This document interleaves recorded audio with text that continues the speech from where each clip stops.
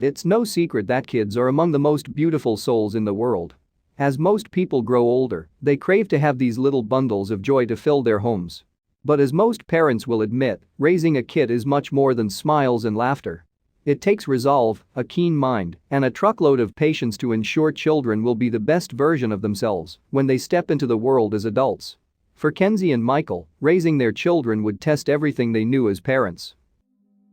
Mom leaves baby alone in her room, instantly regrets it.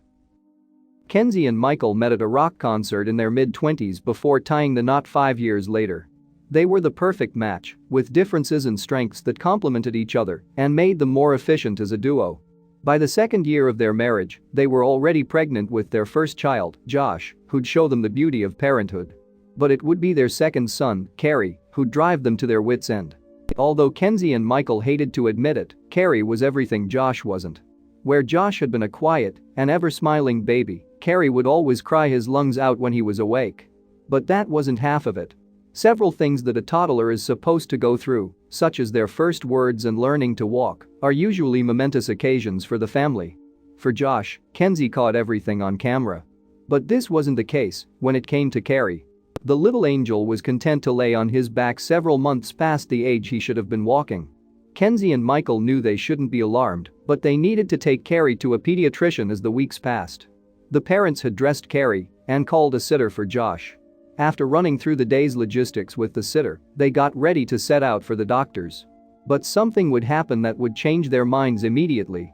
Kenzie was still in the shower when she heard her husband call for her. She came out running, her towel barely wrapped around her. She found Michael in the corridor, and before him, Carrie, standing on his feet and cooing at his brother, who was in the other room. What he did next would leave the two parents scratching their heads for months. Carrie smiled at Kenzie and Michael before effortlessly walking past them into Josh's room.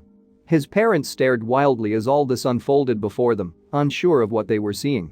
Of course, they canceled their appointment with the pediatrician.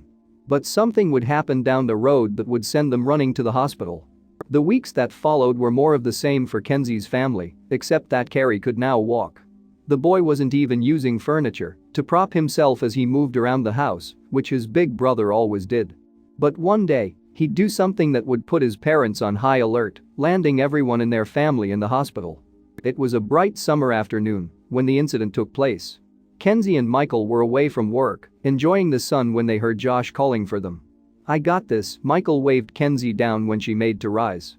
She smiled at him, and he grinned back, assuring her he could handle whatever their boys threw at him. He didn't know how wrong it was. Josh had been 10 when this happened, while Carrie was a month away from turning 2. Although he was way past 18 months, he hadn't uttered his first word yet, which kept his parents on edge.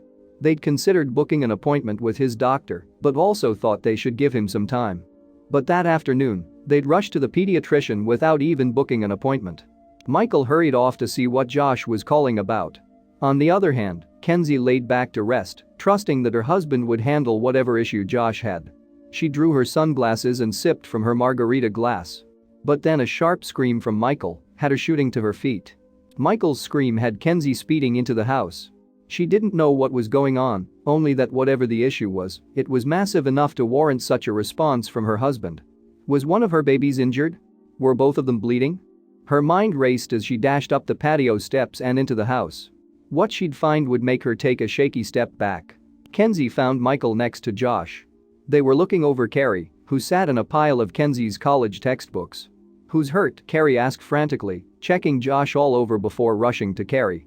"No one," Michael said with a wild grin, his eyes broadened and brows furrowed. He went down on one knee and said to Carrie, "Can you show mommy what you just showed me, bud?" "Okay, Dad," the boy said, and Kenzie's mouth fell open.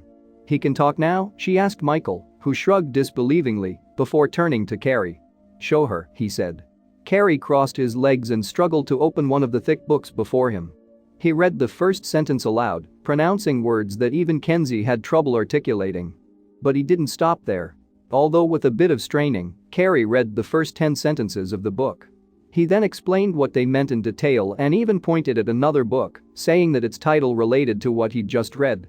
Kenzie and Michael couldn't believe it. They rushed for their coats and scooped their sons up before rushing to the hospital.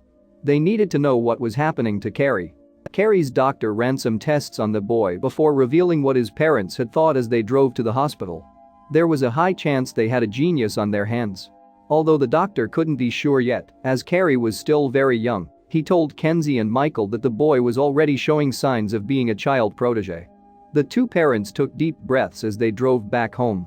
They knew their lives would never be the same again.